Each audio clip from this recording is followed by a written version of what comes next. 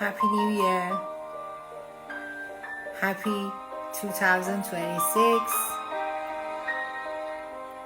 سال نو میلادی به همگیتون مبارک.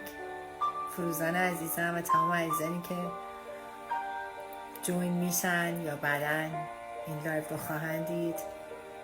Same dear, same here. Happy New Year and wish all the best for you, for me, for all people around the world. 1 ژانویه است و گفته میشه